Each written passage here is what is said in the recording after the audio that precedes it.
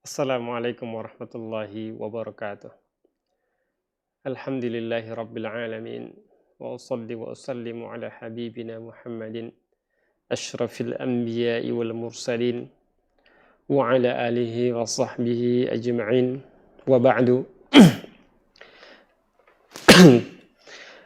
Pada kesempatan yang mulia ini insyaallah kita kembali belajar bersama mempelajari salah satu kitab yang dikarang oleh Al-Imam Al-Muzani rahimahullah ta'ala. Beliau ini adalah salah satu murid Al-Imam Asy-Syafi'i rahimahullah ta'ala, di mana ketika kita mempelajari buku beliau ini, maka kita akan mendapatkan kisi-kisi atau bocoran bagaimana akidah Imam Syafi'i. Karena secara otomatis karena beliau adalah orang yang paling dekat dengan Imam Syafi'i rahimahullah ta'ala, maka beliau ini adalah belajar dari Imam Syafi'i bagaimana akidah Imam Syafi'i sebenarnya. Jadi dari buku ini akan kita ketahui seperti apa juga akidah Imam Asy-Syafi'i rahimahullah ta'ala. Dan sebelumnya kita sudah membahas tentang muqaddimah buku ini, yaitu buku Syarhus Sunnah dari Imam Al-Muzani rahimahullah ta'ala. Dan kita lanjutkan kembali lanjutan muqaddimahnya, dan di sini akan kita jelaskan muqaddimah lanjutannya, karena pertemuan sebelumnya belum selesai. Beliau mengatakan wa waffaqana wa iyyakum limuwafaqatil huda. Semoga Allah Subhanahu wa taala memberikan taufiknya kepada kita dan kalian sesuai dengan hidayah, sesuai dengan petunjuk Allah Subhanahu wa taala. Yang dimaksud hidayah di sini, yang dimaksud Imam Muzani, hidayah di sini adalah as-sunnah. Jadi hidayah itu memang tergantung siapa yang mengucapkan, siapa yang memaknainya. Maksudnya ketika ada seorang penulis, seorang ulama, seorang alim menulis bukunya, terkadang dia memaknai hidayah itu ada yang taufik, ada yang irsyad. Dan di sini beliau mengatakan bahwa hidayah di sini adalah sunnah Nabi sallallahu alaihi wasallam.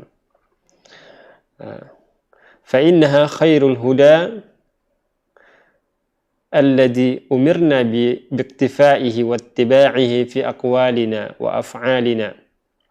Karena hidayah atau sunnah di sini adalah sebaik-baik hidayah, di mana kita diperintahkan untuk mengikuti baik itu dalam perkataan dan perbuatan kita. Wa kana Rasulullah sallallahu alaihi wasallam yubayyin dzalika fi kulli jum'ah idza khataban nas. Dan Nabi sallallahu alaihi wasallam menjelaskan hal ini, menjelaskan hidayah ini setiap kali beliau itu berkhutbah pada hari Jumat. Beliau mengatakan, amma ba'du fa inna khairal hadithi kitabullah wa khairul huda huda Muhammadin sallallahu alaihi wasallam wa syarrul umuri muhdatsatuha wa kullu bid'atin dhalalah. Jadi Nabi SAW selalu mengulang-ulang penjelasan ini, hidayah ini, ketika beliau khutbah Jumat. Beliau mengatakan sebaik-baik perkataan adalah kitabullah, yaitu kalamullah, perkataan Allah. Wa khairul huda, dan sebaik-baik petunjuk huda Muhammad sallallahu alaihi wasallam, petunjuk Nabi sallallahu alaihi wasallam. Wa syarrul umuri muhdatsatuha, sementara perkara yang paling buruk adalah perkara yang dibuat-buat.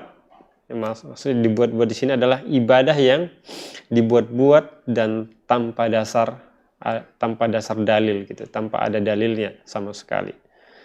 Ini adalah perkara yang paling buruk karena tidak berlandaskan petunjuk Nabi SAW.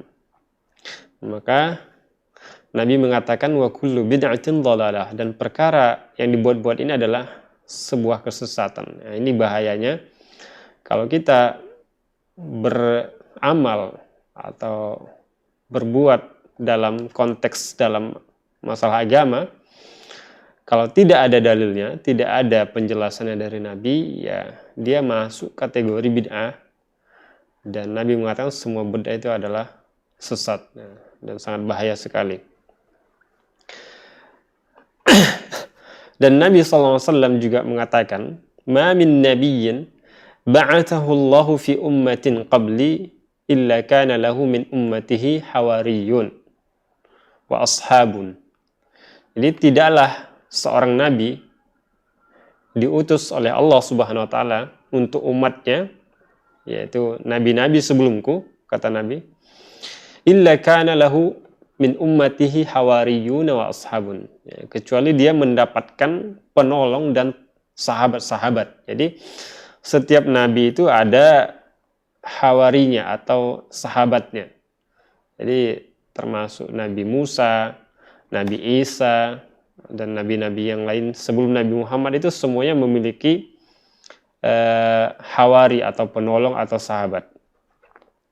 Ya'khuduna bisunnatihi, dan para sahabat mereka itu mengambil atau mencontoh atau mengamalkan berdasarkan sunnah nabinya, jadi ajaran nabinya. Jadi mereka tidak pernah melakukan satu ibadah, satu amalan kecuali ada perintah, ada contohnya dari nabi mereka. Wa yataqayyaduna bi amrih, dan mereka selalu berpegang pada perintahnya. Jadi mereka tidak mau beramal itu tanpa ada dasar perintahnya dari nabi mereka. Tsumma innaha takhlufu min ba'dihim khulufun. Kemudian muncullah generasi setelah mereka, setelah sahabat-sahabat Nabi. Yaquluna ma la yaf'alun.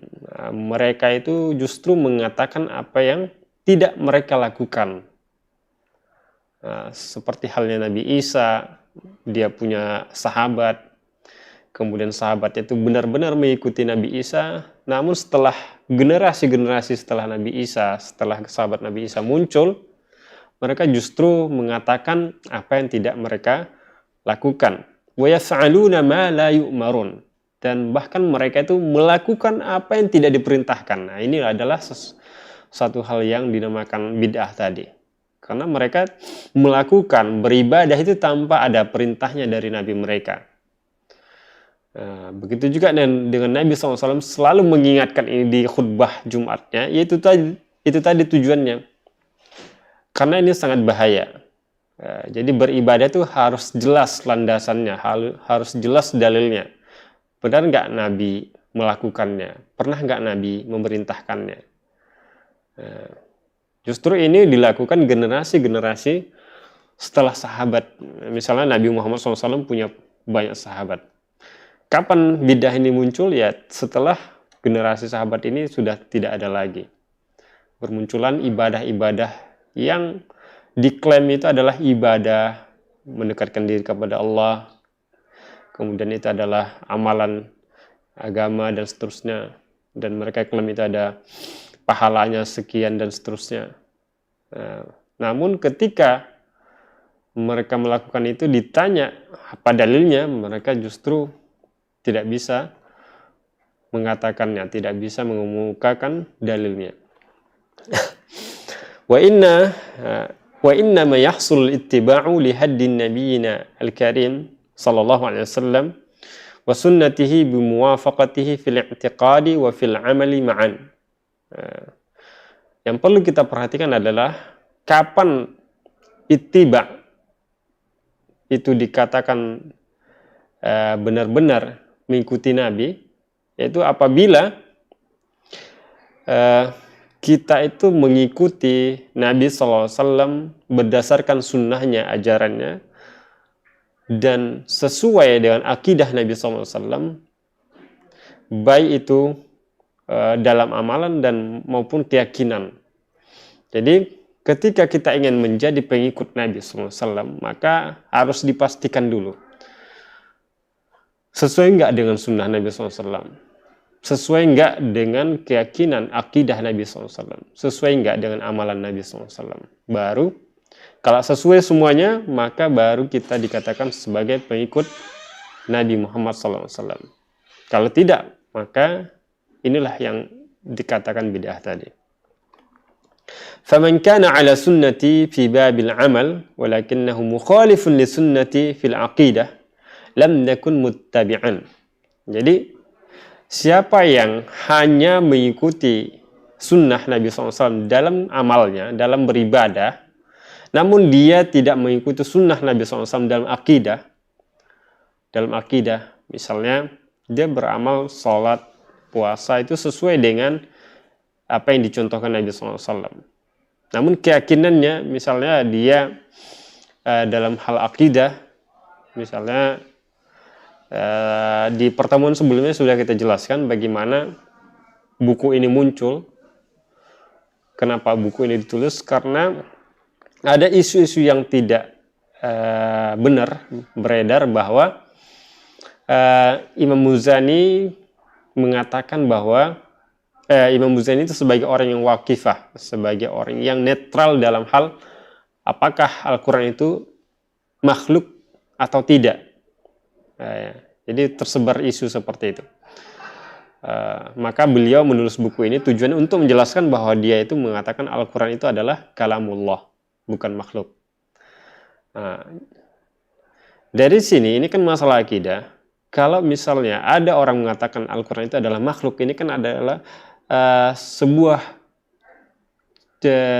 kecacatan ya itu dalam akidah, sebuah kesalahan dalam akidah. Nah, ini juga tidak tepat sebagai pengikut Nabi. Dikatakan apabila misalnya dia hanya beramal sesuai dengan sunnah Nabi, namun akidahnya justru mengatakan Al-Quran itu adalah makhluk misalnya, maka orang-orang seperti ini tidak dikatakan sebagai pengikut Nabi SAW.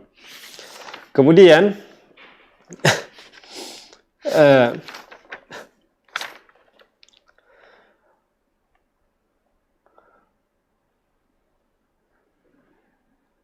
seseorang dikatakan sebagai pengikut Nabi SAW apabila dia melengkapi syarat yang kita sebutkan tadi, yaitu dia beramal sesuai dengan sunnah Nabi dan berkeyakinan itu sesuai dengan Nabi SAW.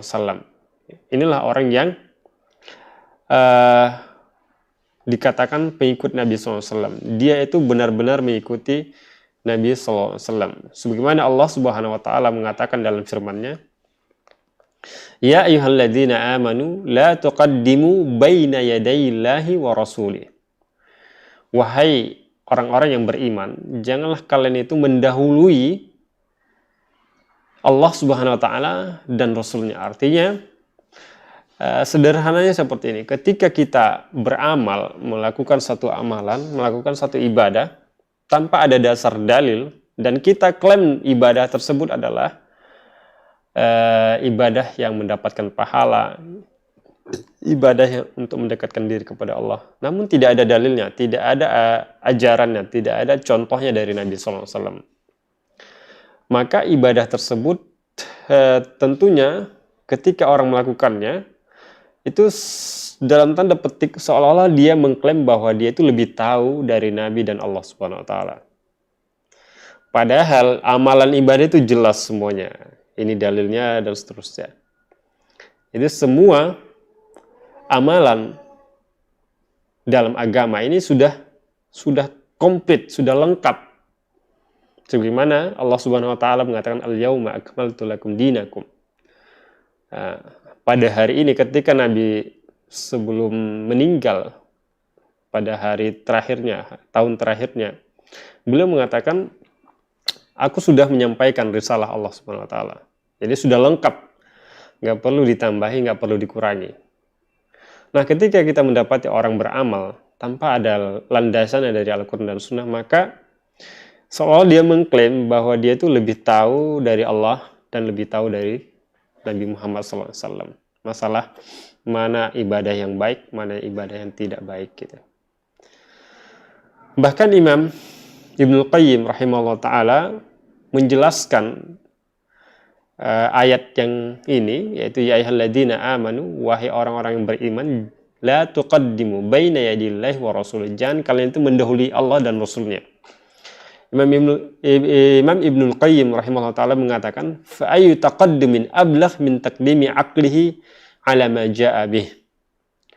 Jadi ketika kita mendengarkan ayat ini, maka apalagi yang harus kita dahului gitu. Jadi artinya jangan sekali-kali kalian itu mengedepankan sekali-sekali mendahului Allah dan Rasulnya. Artinya akal kita pun harus tunduk kepada Allah Subhanahu wa taala, kepada Al-Quran dan Sunnah Nabi SAW. Nggak boleh kita melampaui pikiran kita, akal kita itu nggak boleh melampaui Al-Quran dan Sunnah. Artinya kita itu seolah-olah lebih tahu daripada Allah dan Rasulnya. Ketika kita misalnya berbuat ibadah, melakukan ibadah tanpa ada dalilnya dari Al-Quran dan Sunnah, maka itu seolah-olah kita tuh lebih tahu bahwa itu adalah yang terbaik. Nah, maka kata Ibnu Qayyim, maka akal ini adalah yang lebih berhak untuk tunduk kepada Al-Quran dan Sunnah. Jadi akal inilah yang lebih pantas untuk tidak didahului, tidak mendahului apa yang dibawa oleh Nabi SAW, yaitu sunnahnya dan Al-Quran dan Sunnah. Bahkan salah seorang ulama salaf mengatakan mengenai ayat yang kita baca tadi, yaitu ya ayyuhalladzina amanu la tuqaddimu baina yadillahi wa rasulih, wahai orang-orang yang beriman, janganlah kalian mendahului Allah dan Rasulnya. Salah seorang ulama mengatakan la taqulu hatta yaqula wa la taf'alu hatta ya'mura. Jadi maksud di sini adalah jangan sekali-kali kalian itu berbicara tentang agama sampai Nabi itu yang berbicara dahulu. Artinya kita tuh harus ngikut apa yang dikatakan Nabi. Wala taf'alu hatta ya'mura. Jangan kalian melakukan ibadah apapun sampai Nabi merintahkan. Artinya nggak boleh ada amalan-amalan sembarangan gitu. Nggak boleh ada amalan-amalan baru sampai Nabi itu sudah memerintahkan. Kalau tidak diperintahkan, jangan lakukan. Ya. Jadi dari penjelasan ulama-ulama tadi, kita memahami bahwa yang dimaksud ayat tersebut adalah kita itu harus benar-benar tunduk. Akal kita harus merasa kecil dan tidak bisa apa-apa di hadapan Al-Quran dan Sunnah. Sehingga kita menyadari bahwa kita itu tuh bukan siapa-siapa, tidak berhak sama sekali untuk melakukan ibadah apapun tanpa ada dasar dalilnya. Kemudian Imam Muzani rahimahullah ta'ala melanjutkan muqaddimah bukunya ini. Beliau mengatakan amma ba'du. Amma ba'du ini adalah sebagai dalam bahasa Arab sebagai kata sambung antara muqaddimah dan isi. Fa innaka sa'altani an waddiha laka minas sunnah. Kamu sudah menanyakan kepadaku agar aku menjelaskan apa yang dimaksud dengan sunnah. Ai minal aqidah. Jadi sunnah di sini maksudnya adalah aqidah. Nah, jadi kata-kata sunnah ketika diucapkan para ulama itu kadang maknanya beda-beda. Nah, di sini yang dimaksud Imam Muzani adalah akidah. Karena para ulama ketika mereka menulis karya-karya mereka, buku-buku mereka itu, kata-kata sunnah ketika ditulis itu bisa bermacam-macam maknanya. Nah, Ada terkadang kata sunnah itu adalah maknanya adalah usuluddin, akidah. Seperti misalnya dalam buku Ibnu Abil Asim, beliau menamai bukunya adalah buku sunnah, namun isinya tentang akidah. Kemudian Imam Ahmad, Abdullah bin Imam Ahmad, beliau juga menulis bukunya namanya Syarhus Sunnah, menamakan bukunya Sunnah, As-Sunnah, dan isinya juga akidah. Kemudian Imam Al-Barbahari juga menamakan bukunya adalah Syarhus Sunnah, dan isinya adalah Sunnah. Demikian juga Imam At-Tabari rahimahullah ta'ala menulis bukunya namanya Sharihus Sunnah, Sharihus Sunnah, penjelasan sunnah, dan isinya juga adalah tentang akidah. Jadi kata sunnah ini bisa bermacam-macam, terkadang akidah, dan terkadang kalau menurut ulama hadis tentunya maknanya beda lagi. Menurut ulama hadis yaitu sunnah di situ maknanya adalah hadis mutawatir, hadis ahad, dan seterusnya. Beda lagi kalau misalnya kita baca buku-buku fikih, maknanya beda lagi. Sunnah maknanya adalah dianjurkan. Jadi tergantung konteks pembicaraannya. Kapan, di mana posisi kata sunnah tersebut. Apakah masalah fikih, atau masalah akidah, atau masalah usul fikih, atau masalah hadis. Jadi tergantung penggunaannya tentang apa. Kemudian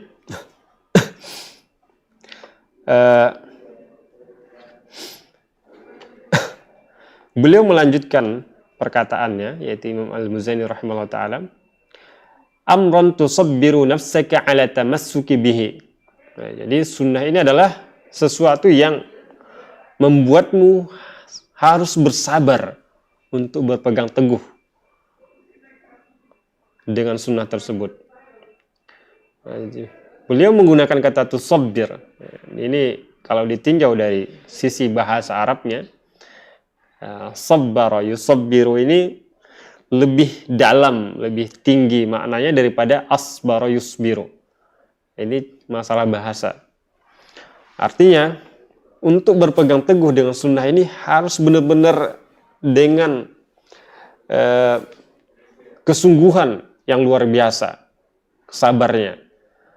Jadi kalau misalnya ada orang yang berkeyakinan memegang sunnah, berpegang teguh dengan sunnah ini hanya setengah-setengah, maka itu akan sebentar saja biasanya.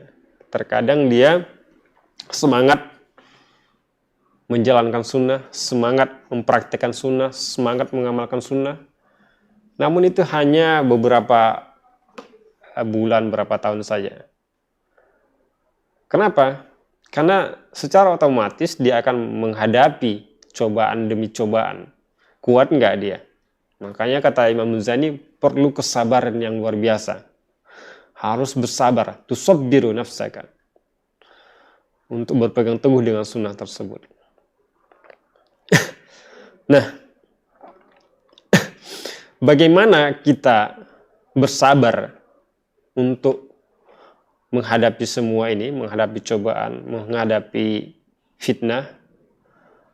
Bagaimana caranya? Tentunya di sini dijelaskan ada dua cara. Yang pertama, berdoa kepada Allah Subhanahu wa taala agar kita itu semakin kuat dan bersabar berpegang teguh dengan sunnah Nabi sallallahu alaihi wasallam. Berdoa siang malam, meminta taufik kepada Allah Subhanahu wa taala, minta jauhkan dari fitnah, minta pertolongan agar dikokohkan di atas agama dan sunnah Rasulullah SAW. Kenapa kita harus perlu berdoa agar bersabar? Ya, tentunya selain dari yang dilakukan oleh Nabi SAW, beliau memberikan contoh kepada kita, ya tentunya kita harus pahami bahwa Nabi saja yang sudah maksum, yang tidak akan mungkin salah, tidak mungkin berdosa, itu masih saja berdoa gitu. Beliau mengatakan, ya muqallibal qulub, tsabbit qalbi ala dinik. Wahai yang membolak-bolakkan hati, wahai Allah, maka kokohkanlah hatiku di atas agamamu. Nabi saja mengatakan hal ini, melakukan doa ini, yang sudah terjamin dosanya terampuni dan dia juga sudah terjamin masuk surga. Tapi dia tetap berdoa seperti ini. Nah, artinya apa? Kalau kita bandingkan dengan kita, ya kita siapa yang tidak ada jaminan sama sekali, yang selalu berbuat dosa, maka kita lebih berhak lagi, lebih utama lagi untuk berdoa kepada Allah Subhanahu wa taala agar kita dikokohkan, disabarkan di atas agama ini untuk dalam menghadapi fitnah-fitnah yang ada. Ketika Ummul Mukminin Ummu Salamah radhiyallahu anha mengatakan, "Ya Rasulullah, awa innal quluba la tataqallab?" Wahai Rasulullah, memangnya hati ini bisa berubah-ubah? Faqala sallallahu alaihi wasallam. Kemudian Nabi sallallahu alaihi wasallam menjawab, "Na'am, iya. Innal quluba baina usbu'aini min asabi'ir rahman." Karena hati ini itu posisinya berada di antara dua jari, di antara jari-jari Allah Subhanahu wa taala yang Maha Pengasih. Yuqallibuhu kaifa yasha, dan Allah membolak-balikan terserah Allah kapanpun dia mau. Fa in syaa Allah azza wa jalla aqamahu wa in syaa azaqah. Kalau Allah mau, Allah kokohkan hati kita.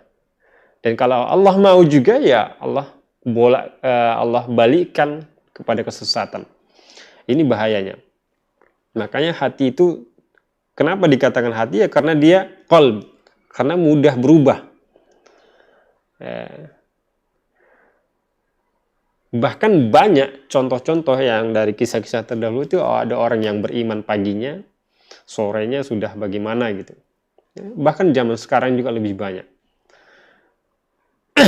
Malamnya ibadah, siangnya sudah berubah total. Ada yang siangnya rajin ibadah, taat kepada Allah, malamnya sudah berubah total, bermaksiat kepada Allah. Maka bisa hati ini dinamakan hati ya karena dia sifatnya mudah berubah, mudah bolak-balik gitu. Kadang rajin ibadah, kadang malas, kadang macam-macam. Ya itulah yang dinamakan hati. Kenapa hati dikatakan ya qalbun, mudah berubah? Ya karena sangat riskan, sangat mudah sekali untuk berubah. Apalagi lingkungannya tidak mendukung. Kemudian hal yang kedua yang bisa membantu kita untuk bersabar dalam berpegang teguh dengan sunnah dan menghadapi fitnah-fitnah yang ada, ya tentunya adalah dengan bantuan mempelajari kitab-kitab akidah yang ditulis oleh para ulama Ahlus Sunnah wal Jamaah yang menjelaskan tentang Al-Quran dan Sunnah. Kemudian mempelajari Al-Quran dan Sunnah ini, mempelajari kitab-kitab para ulama tentang akidah yang menjelaskan bagaimana penjelasan mereka tentang Al-Quran dan Sunnah, kemudian bagaimana akidah para sahabat radhiyallahu anhum dan setelah mereka dan ulama setelah mereka, dan mempelajari buku-buku para ulama mengenai akidah ini, tentang akidah ini adalah satu hal yang sangat-sangat membantu, yang bermanfaat, yang bisa dijadikan sebagai penolong kita agar kita lebih bersabar lagi dalam berpegang teguh dan menghadapi fitnah-fitnah yang ada. Kemudian Imam Muzaini rahimahullah ta'ala melanjutkan perkataannya, wa tadra'u bihi anka syubahul aqawil, dan kamu bisa menolak syubhat-syubhat banyak orang gitu. Maksudnya syubhat perkataan orang yang enggak jelas. Syubhat yang menyesatkan, syubhat yang tidak ada landasannya dan seterusnya. Jadi setiap orang ini tentunya sangat-sangat membutuhkan hal yang seperti ini. Yaitu bersabar di atas sunnah, berdoa dengan cara berdoa dan mempelajari kitab-kitab akidah. Kemudian wa muhdatsatid dhallin. Kemudian agar terhindar dari perkara-perkara yang baru, muhdatsatud dhallin, perkara-perkara bid'ah yang menyesatkan. Karena terlalu banyak sekali macam-macam model-model ibadah yang kita lihat saat ini. Terlalu banyak. Dan semuanya mengklaim itu adalah ibadah yang baik, ibadah yang mendapatkan pahala, ibadah yang mendekatkan diri kepada Allah, ibadah yang dan seterusnya. Nah.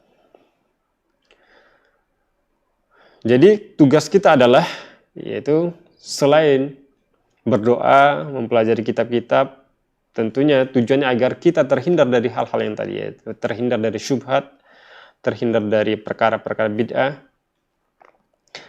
Tentunya dengan cara berpegang teguh dengan Al-Quran dan Sunnah Rasulullah SAW. Sebagaimana Allah Subhanahu Wa Taala mengatakan, "Waman ya'tasim billahi faqad hudiya ila siratim mustaqim." Dan siapa yang berpegang teguh dengan Allah, maka dia telah mendapatkan hidayah di jalan yang lurus, menuju jalan yang lurus. Kemudian Allah Subhanahu wa taala mengatakan wa anna hadza sirati mustaqiman fattabi'uh. Dan ini adalah jalanku yang lurus, maka ikutilah. Wa la tattabi'us subula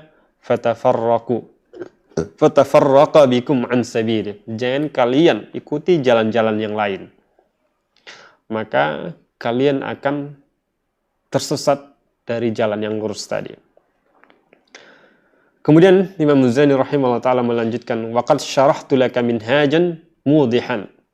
Dan aku menjelaskan kepadamu manhaj, metode agama yang sangat jelas. Beliau menjelaskan tentang manhaj ahlul haq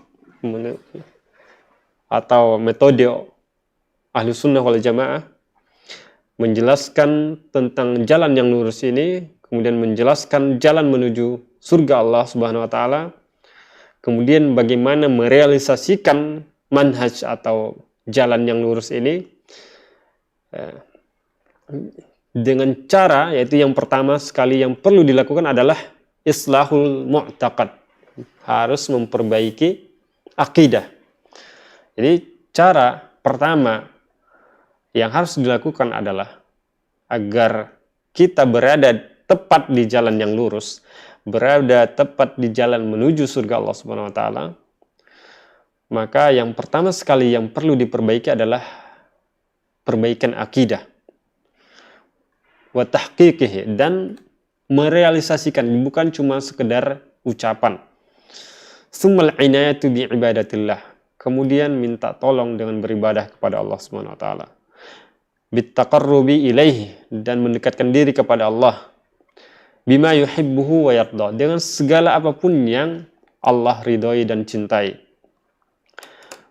Jadi agar kita berada di jalan yang lurus, maka hal yang paling mendasar yang harus kita lakukan adalah memperbaiki akidah. Di mana dengan akidah yang benar, seorang akan beribadah kepada Allah Subhanahu wa taala itu sesuai dengan akidah yang benar, maka secara otomatis ibadah-ibadahnya pun akan menjadi benar semuanya. Karena kalau akidahnya sudah melenceng, maka amalannya percuma, sia-sia. Apalagi misalnya akidahnya berbuat syirik. Dia berbuat syirik dan ini adalah pelanggaran akidah gitu. Maka secara otomatis amalannya, semua amalannya akan terhapus dan sia-sia. Imam Muzani rahimahullah ta'ala melanjutkan perkataannya, lam alu nafsi wa iyyaka fihi nusha. Beliau mengatakan Bahkan aku sendiri itu tidak pernah berhenti atau tidak pernah bosan untuk menasihati diriku dan kalian juga. Jadi sebagai seorang alim, sebagai seorang guru, ketika beliau ditanya bagaimana akidahnya, beliau selalu mengingatkan dirinya dulu. Apa itu akidah yang benar? Apa itu berpegang teguh dengan sunnah Rasulullah SAW. Nah, jadi sebagai seorang yang menjadi teladan di masyarakat, tentunya yang paling pertama harus dikoreksi adalah dirinya sendiri sebelum orang lain. Makanya beliau mengatakan lam alu nafsi wa iyyaka fihi nussah. Jadi dalam akidah ini aku sendiri tidak pernah berhenti, tidak pernah bosan untuk menasihati diriku. Artinya mengingatkan ini adalah jalan yang benar, ini adalah jalan yang salah. Nah, seperti itu.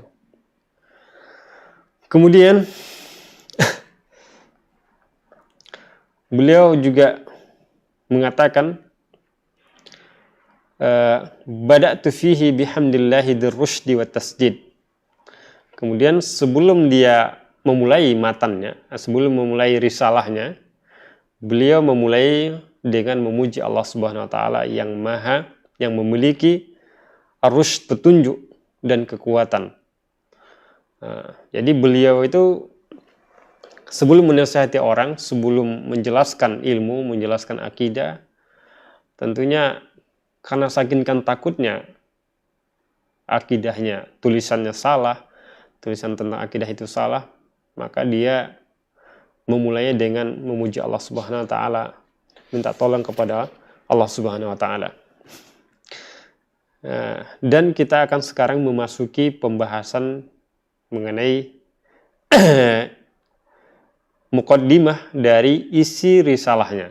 Jadi sebelumnya kita membahas secara histori, secara latar belakang bagaimana buku beliau ini tertulis, dan kita sudah jelaskan. Dan sekarang beliau memulainya risalah untuk menjawab kenapa beliau menulis buku ini. Karena ada landasannya, ada latar belakangnya di mana orang meragukan akidah beliau. Jadi beliau memulainya, beliau mengatakan alhamdulillahi ahaqqu man dzukir wa aula man syukir. Jadi segala puji milik Allah Subhanahu wa taala yang paling berhak untuk disebut, wa aula man syukir, dan yang paling utama untuk disyukuri.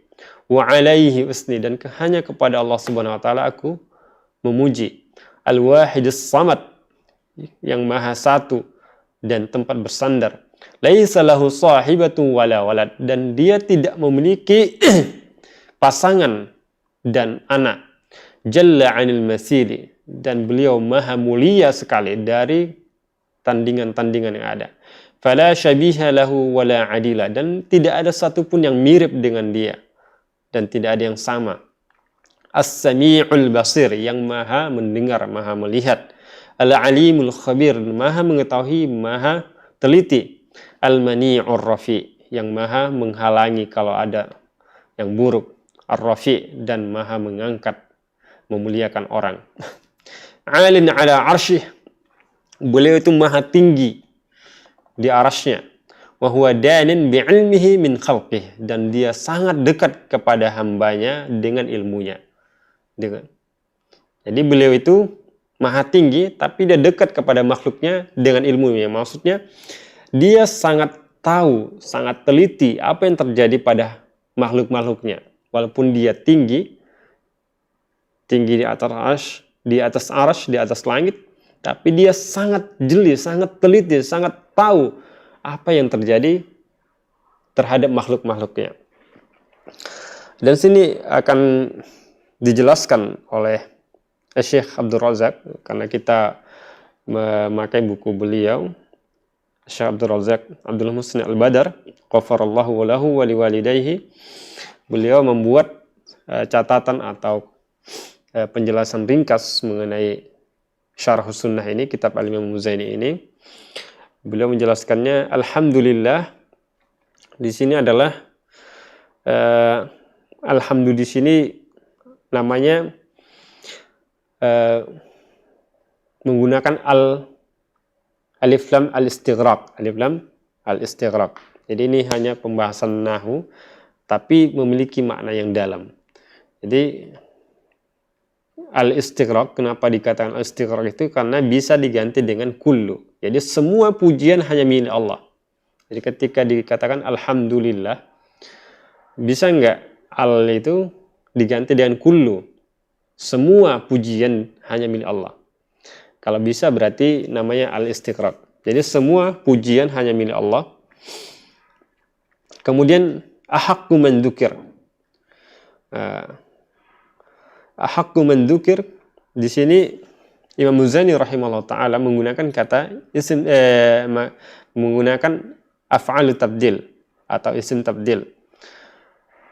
Karena Allah Subhanahu wa taala adalah khairu man dzukir wa humida 'ala al-itlaq. Karena Allah Subhanahu adalah sebaik-baik untuk diingat dan sebaik-baik untuk dipuji.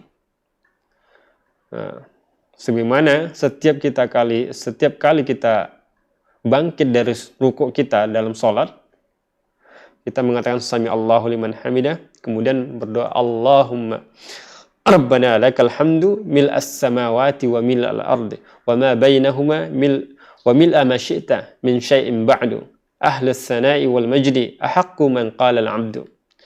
Jadi doa ini adalah selalu kita baca ketika i'tidal dalam sholat kita, karena Allah itu adalah yang paling berhak untuk dipuji.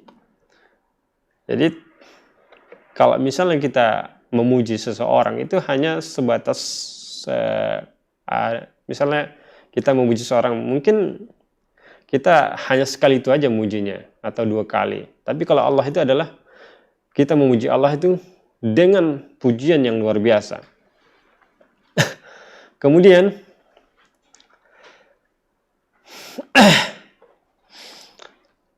dalam doa yang kita sebutkan tadi menjelaskan bahwa Allah itu adalah yang paling berhak, yang paling sempurna untuk dipuji. Yang paling sempurna untuk dipuji.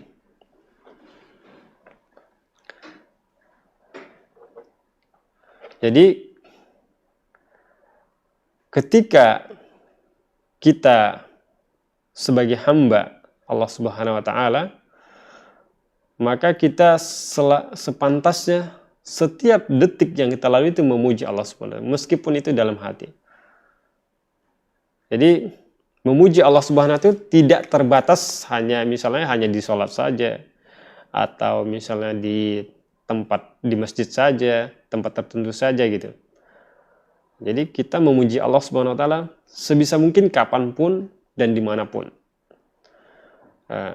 Dalam hal apapun, dalam belajar, bahkan belajar, mempelajari kitab Allah, mempelajari sunnah Rasulullah itu adalah sebagai bentuk zikir kepada Allah, mendekatkan diri kepada Allah Subhanahu wa taala. Sebagaimana Nabi SAW mengatakan dalam hadisnya, "Idza marartum bi riyadil jannah farta'u." Apabila kalian melewati taman surga, maka berhentilah. Qalu wa ma riyadul jannah? Para sahabat mengatakan, apa itu taman surga ya Rasulullah? Qala hilakud dzikir, yaitu tempat-tempat menuntut ilmu. Jadi tempat menuntut ilmu itu sama dengan tempat berzikir, karena kita mendekatkan diri kepada Allah Subhanahu wa taala. Kemudian Imam Muzani rahimahullah taala mengatakan wa aula man syukir. Allah itu adalah yang paling utama untuk disyukuri sebelum yang lainnya. Misalnya kita diberi seseorang makanan, diberi uang dan seterusnya, maka kita memang sepantasnya untuk berterima kasih, untuk bersyukur. Namun yang paling utama untuk disyukuri adalah Allah Subhanahu wa taala. Karena Allah yang menggerakkannya, ya menggerakkan orang tersebut untuk memberi kita. Jadi bersyukur kepada Allah Subhanahu wa taala tidak terbatas hanya dengan lisan saja. Ya memang dengan lisan salah satunya, tapi bukan terbatas hanya dengan lisan. Tapi juga dengan hati, dengan perbuatan. Kita harus membuktikan kalau setiap perkataan dan hati kita, kemudian perbuatan kita itu memperlihatkan tanda syukur kita kepada Allah Subhanahu wa taala. Nah, bagaimana kita bersyukur dengan hati? Tentunya dengan mengakui nikmat-nikmat Allah yang Subhanahu wa taala yang Allah berikan kepada kita. Kemudian bagaimana bersyukur dengan lisan? Tentunya berzikir, menyebut-nyebut nikmat-nikmat, memuji Allah Subhanahu wa taala atas apa yang Allah berikan kepada kita. Kemudian bagaimana kita bersyukur dengan anggota tubuh kita, dengan amalan kita? Tentunya dengan cara menggunakan nikmatnya Allah berikan itu untuk ketaatan kepada Allah SWT, dan tidak menggunakannya untuk melakukan maksiat. Jadi jangan pernah nikmat yang Allah berikan itu dimanfaatkan untuk hal-hal yang dilarang Allah Subhanahu wa taala. Dan sebaik-baik bersyukur itu tentunya adalah dengan perbuatan. Sebagaimana Allah Subhanahu wa taala mengatakan, "I'malu ala Dauda syukra." Beramallah wahai keluarga Daud sebagai bentuk syukur. Jadi ketika orang bersyukur, memuji, berterima kasih itu biasa ya, itu pada umumnya yang hampir semua seperti itu. Tapi pernahkah kita membuktikan syukur kita itu dengan beramal soleh, dengan beribadah, dengan melakukan hal-hal yang baik yang lainnya? Jadi karena inilah yang paling berat mungkin, karena hampir jarang kita lihat kalau orang itu membuktikan syukurnya dengan beramal soleh. Wa alaihi usni. Ya, jadi beliau mengatakan hanya kepada Allah lah aku memuji. Tentunya beliau memuji itu, as-sana itu adalah pujian dengan sekaligus pengagungan.